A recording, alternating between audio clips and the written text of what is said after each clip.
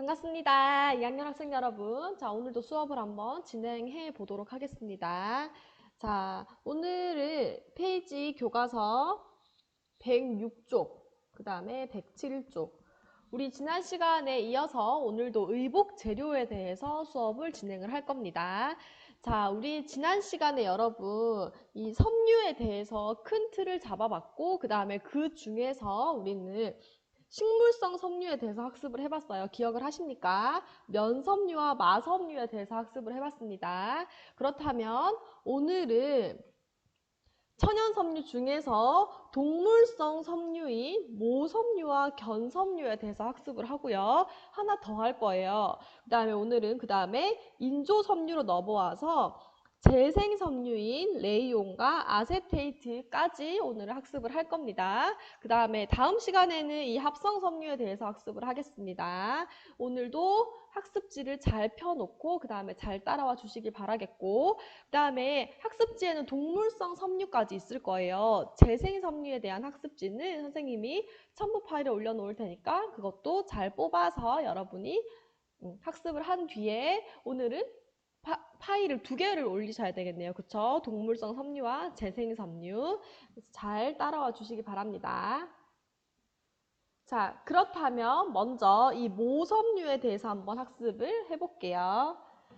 자, 이 모섬유는요, 여러분, 지금 그림을 보면 원재료가 무엇인지 딱 알 수 있을 거예요. 그쵸? 이 너무 귀엽게 생긴 양들이 바로 이 모섬유의 주된 원재료인데요.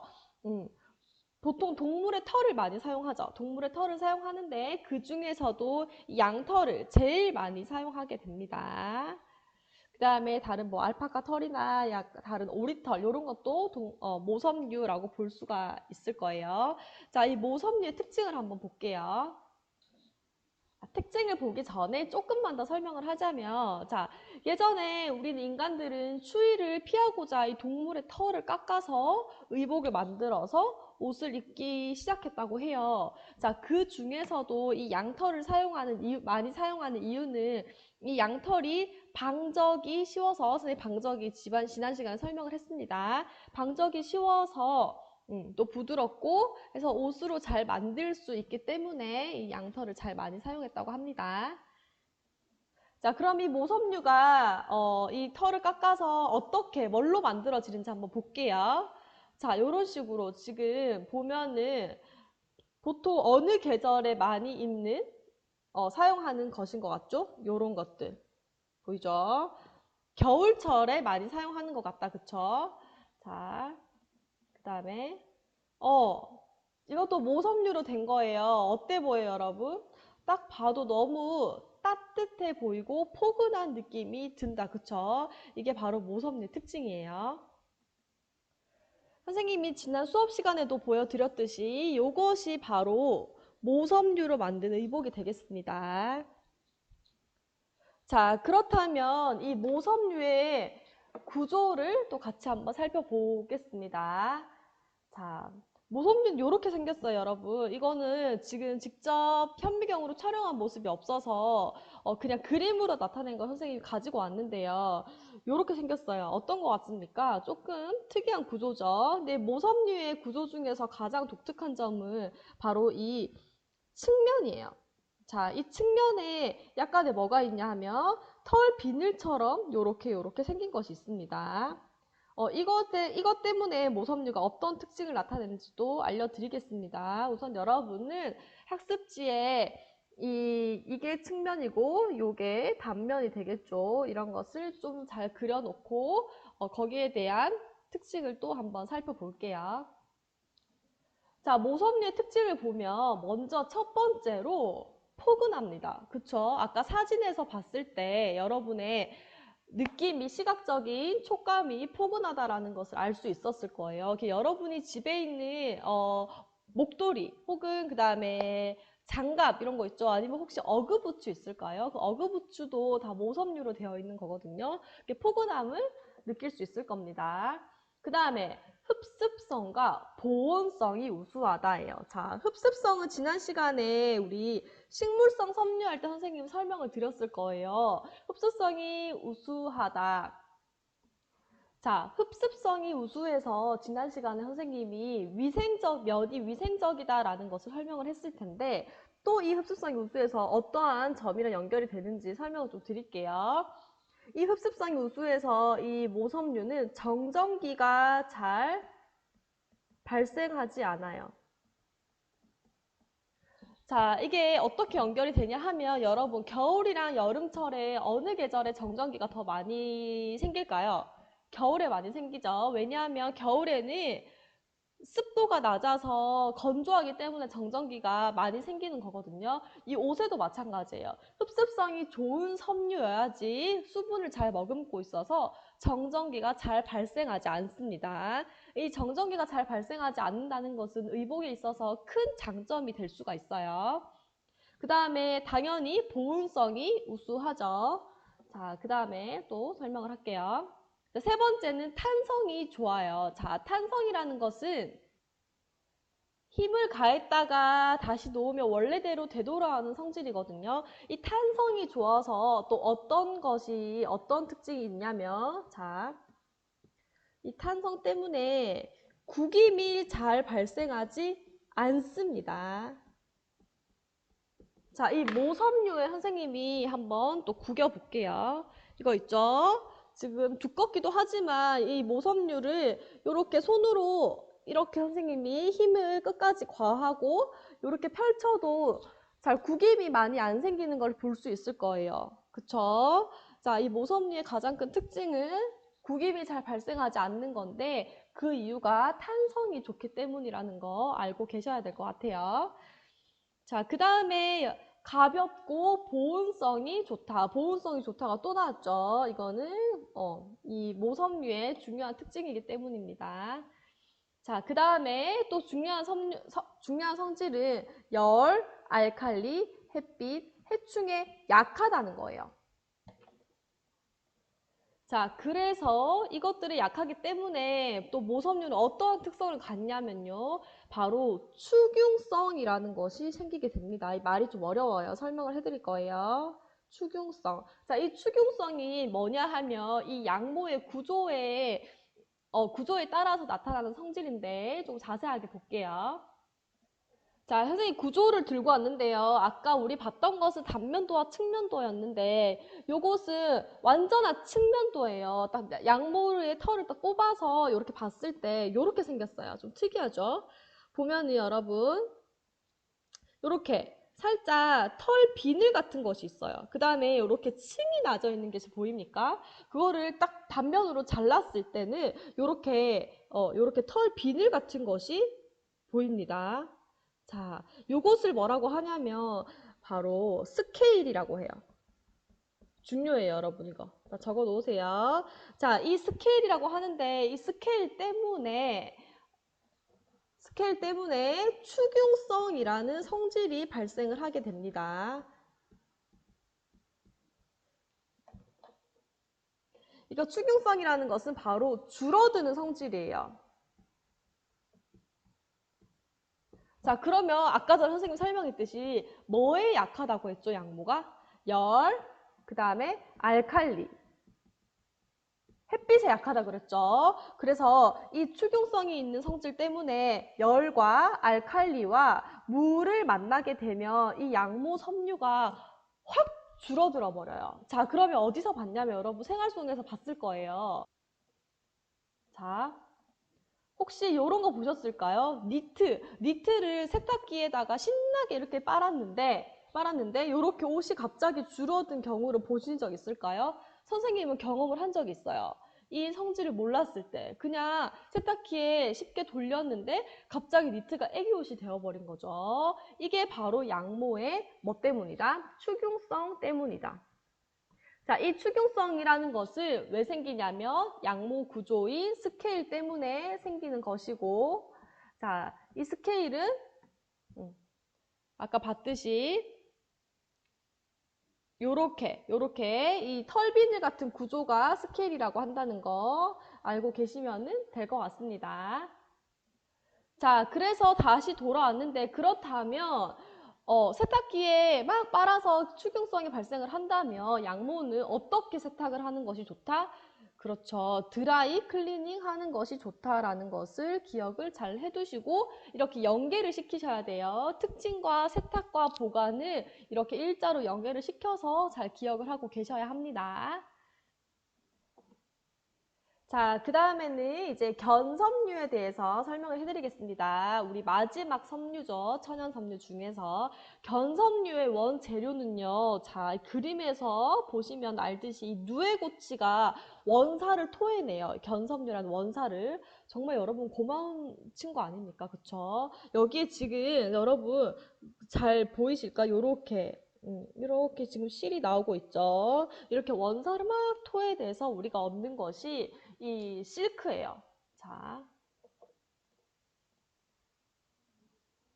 원리는 자기가 원사를 토해내서 스스로 고치를 만들죠. 본인 안에 숨어 있죠, 이제. 자, 숨어 있고 여기서 번데기가 되는 겁니다. 그럼 이 고치들을 뜨거운 물에 담아서 요렇게 실을 쪼쪼쪼 뽑아내요. 그게 바로 이제 견사가 되는 거고 다 뽑아내고 나면 요렇게 번데기만 남게 되는 이러한 구조를 가진 게 견섬유입니다. 자, 이러한 견섬유를 뽑아서 만든 게 바로 이 실크라는 건데요. 선생님, 지난 시간에 여러분들께도 보여드렸을 텐데, 또 한번 보여드릴게요. 자, 지금 화면에 보이는 것이 굉장히 아름다워 보이죠? 요것도 견섬유예요. 자, 보이십니까? 너무 아름답지 않습니까? 요거는 그때도 설명했듯이 염색을 했고 문양은 찍은 겁니다. 이게 견섬유고 이 견섬유는 여러분 화면에 보면은 특유의 뭐가 느껴지죠? 광택이 느껴진다. 그쵸? 이 아름다운 광택이 있는 게 이 견섬유의 가장 큰 특징이에요.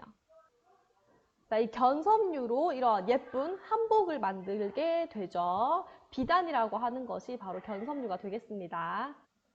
자, 그렇다면 이 견섬유의 단면과 측면도 우리가 한번 봐야 되겠죠. 자, 이 견섬유는 왜 이렇게 예쁜 어여쁜 광택이 나는지 바로 이 단면도에 비밀이 숨어져 있어요. 자, 우선 측면도를 한번 살펴보면 이렇게 그냥 길다랗게 쭉 뻗어 있는 게 이 견섬유의 측면도예요. 하지만 단면도를 살펴보면 기존의 섬유들의 동그라미와 달리 이 견섬유는 약간의 삼각형 모양을 띠게 됩니다. 그쵸? 이게 견섬유예요. 안에 뭐 구조가 조금 더 독특하긴 하지만 이런 게 다른 성질이 다른 구조가 있긴 하지만 이런 거까지는 몰라도 돼요, 여러분. 이 삼각형 모양의 구조라는 것을 알면 되는데 이 삼각형 모양 구조 때문에 여기에서 빛이 반사가 되어서 이런 아름다운 광택이 나타난다고 합니다. 자, 이 천연적으로 나타나는 이 견섬유의 아름다움 정말 예쁘지 않습니까? 자, 그런 견섬유의 특징을 하나씩 한번 살펴볼게요. 자, 촉감은 부드러워요. 자, 그 다음 두 번째로 마찬가지로 흡습성과 보온성이 좋은 것이 특징입니다. 흡습성과 보온성이 좋다. 이 흡습성이 좋아서 뭐가 발생하지 않는다? 정전기가 잘 발생하지 않는다는 것까지 알고 계셔야 하고요. 자, 그 다음에 광택이 우수하다. 이 특유의 견섬유의 장점이죠. 그 다음에 하지만 뭐에 젖으면? 물에 젖으면 광택이 떨어진다라는 것을 알고 계셔야 돼요. 그래서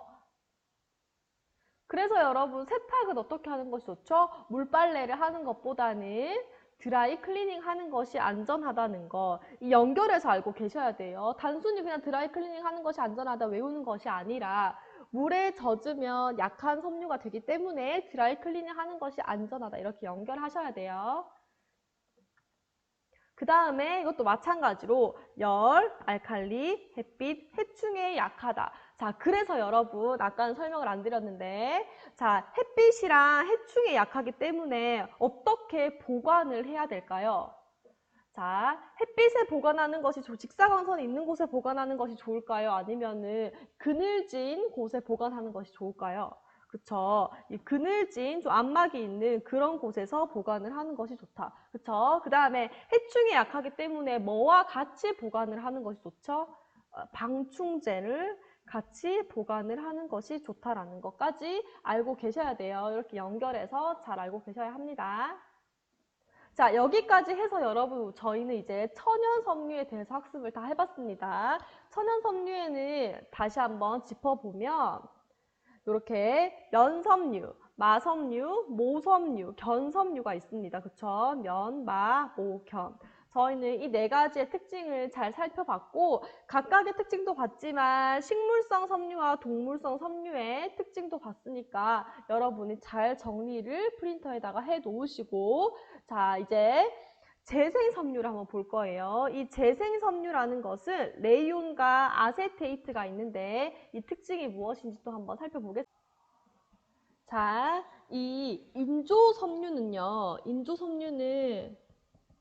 천연섬유를 모방하기 위해서 만든 겁니다.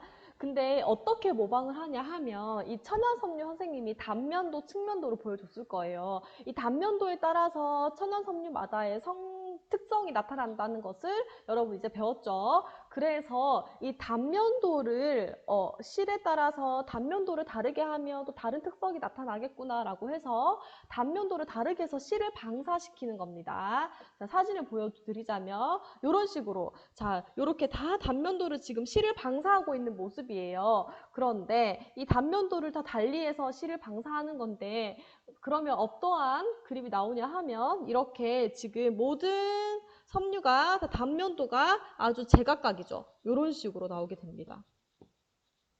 자, 기계로 이렇게 단면도를 만든 다음에 거기에 실을 뽑아낸다는 뜻이에요. 자, 이렇게 만드는 것이 인조섬유이고 그 중에서 우리는 이 재생섬유를 먼저 배워보도록 할게요. 자, 이 재생섬유의 원재료를 보자면 선생님 일단 글로 한번 적어보겠습니다.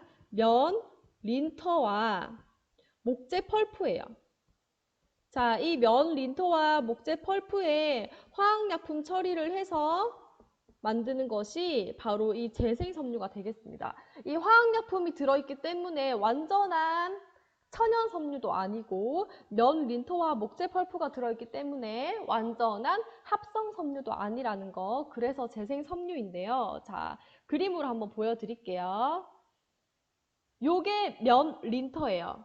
면, 린터. 자, 다른 것을 한번 보여드리자면 이렇게 지금 이 모카솜이 있는데 이 모카솜에서 깨끗한 부분은 면섬유로 쓰이는 거고 이런 찌꺼기들 같은 거 있죠. 이것이 바로 린터예요. 이것이 바로 이제 우리 재생섬유가 되는 건데 이러한 것들, 이런 것들이 바로 면 린터가 되겠습니다. 그 다음에 목재 펄프는요. 자, 이 나무를 분쇄한 다음에 우리가 종이로 쓰이는 펄프가 된다. 이 펄프를 바로 실로 만들어서 이 재생 섬유가 되고 이 원단으로 옷을 만드는 것이 되겠습니다. 자, 그 중에서 우리가 제일 먼저 볼 것은 레이온이에요. 자, 레이온이라고 있는데, 여러분이 혹시 보셨을지 잘 모르겠어요. 이렇게 적힌 게 레이온인데, 이제 여러분은 잘 아셔야 돼요. 레이온은 재생섬유다, 그쵸? 그래서 이렇게 식물성 천연 소재라고 되어 있는 것은 아니에요. 엄밀히 따지면 재생섬유라고 알고 계시면 됩니다. 자, 이 레이온의 옷감을 한번 보여드릴게요. 요렇게 생겼어요. 자, 뭐랑 비슷하죠? 천연섬유 중에서 가장 비슷한 섬유가 바로 견섬유예요. 그쵸? 자, 견을 조금 모방해서 만든 것이 바로 레이온 섬유입니다. 레이온도 특유의 강택이 잘 나타난다. 그쵸? 자, 그 다음에 레이온으로 만든 이 원피스, 요런 것들을 볼 수가 있고, 레이온은 또 어디에 많이 쓰이냐 하면, 자, 이러한 정장 자켓이나 이런 자켓 종류의 안감에 사용되는 게 바로 이 레이온이에요. 자, 부들부들한 면 있죠? 거기에 사용되는 것이 레이온이 많습니다. 그렇다면 이 레이온의 특성을 몇 가지 한번 살펴보겠습니다. 우선 레이온은 촉감이 굉장히 매끄러워요. 선생님도 지금 옷감이 없고 여러분한테 그 그림으로 보여드렸는데 거기서 보셨으면 아셨듯이 촉감이 굉장히 매끄럽습니다. 그 다음에 흡습성이 좋은 것도 장점이에요. 자, 흡습성이 좋아서 뭐가 잘 안 생긴다? 그렇죠. 구김이 잘 생기지 않는다는 것까지 연결시켜서 알고 계셔야 되고, 그 다음에, 하지만 강도가 어떻다? 약해요. 약하고, 물에 젖으면 강도가 매우 약해지는 게 이 레이온의 단점이에요. 자, 물에 젖으면 이 레이온 섬유는 잘 해지기가 쉽거든요. 그래서 여러분 그러면 어떻게 세탁을 어떻게 하는 것이 좋죠? 물 세탁을 하는 게 좋을까요? 아니면 그쵸, 드라이 클리닝 하는 것이 좋다. 이렇게 또 연결을 잘 시키셔야 돼요. 자, 그 다음에 이제 마지막 섬유예요. 아세테이트에 대해 설명을 해드리겠습니다. 아세테이트는 재생 섬유이고 원료는 아까 설명했듯이 똑같은 면 린터와 그다음 목재 펄프가 되겠습니다. 자, 그러면 사진을 한번 볼게요. 자, 요게 바로 아세테이트인데요. 자, 다른 것도 보여드릴게요. 이게 아세테이트예요. 자, 요건 전부 다 아세테이트로 된 이러한 옷감들입니다. 자, 딱 봤을 때 여러분, 이것도 어떤 섬유와 가장 비슷하죠? 바로 견 섬유와 비슷하고 특유의 광택이 느껴지십니까? 아름다운 광택이 느껴지시죠? 자, 이 아세테이트가 바로 견을 모방한 섬유예요. 자, 견 섬유가 누에 고치로 만든 거니까 당연히 좀 가격이 비쌀 수밖에 없는데 이 아세테이트가 견 대용으로 해서 조금 우리가 저렴하게 견 느낌의 옷을 입어볼 수가 있는 겁니다. 자, 요러한 머리핀 여러분 아십니까? 이렇게 머리핀인데 공단이라고 표현을 하는데 이것도 아세테이트로 만들어진 거고, 자, 그렇다면 아세테이트 또 어디에 있는지 볼게요. 이런 넥타이 있죠? 넥타이 아세테이트예요. 그 다음에 지금 이 원피스를 보면 특유의 광택이 느껴지시죠? 맞죠? 근데 이곳이 바로 이 아세테이트로 만든 원피스가 되겠습니다. 이런 것들이 다 아세테이트가 된다. 자, 그렇다면 어떤 특징이 있는지 볼게요. 우선 광택과 촉감이 굉장히 매끄러워요. 자, 이것도 시각적 촉감으로 느꼈을 거예요. 광택과 촉감이 굉장히 매끄럽고, 그 다음에 구김이 잘 생기지 않는 게 이 아세테이트의 가장 큰 장점이에요. 자, 구김이 잘 생기지 않아서 우리 여성복 원피스 같은 경우에는 입고 나서 많이 안기도 하고 여러 가지 생활 구김이 많이 생기거든요. 하지만 이 아세테이트는 구김이 잘 발생하지 않아서 여성 의복으로 적합하다라는 거. 자, 그 다음에 알칼리에 굉장히 약한 게 이 아세테이트 또 단점이에요. 자, 여러분, 그래서 열에 약하기 때문에 주의해야 될 것이 뭐냐 하면 바로 다림질인데요. 다림질 할 때 열 온도를 어떻게 해야 될까요? 그렇죠. 다림질 온도를 굉장히 약하게 하는 것이 가장 그 특징이에요. 같이 연결해서 알고 계셔야 돼요. 자, 여기까지 해서 오늘 저희 수업을 마칠 건데요. 오늘 4가지 섬유에 대해서 했습니다. 모섬유, 견섬유, 그다음 재생섬유 중에서 레이온, 아세테이트 이렇게 4가지를 잘 정리를 해두시고 프린트를 찍어서 과제방에 올리시면 될 것 같습니다. 오늘 여기까지 할게요.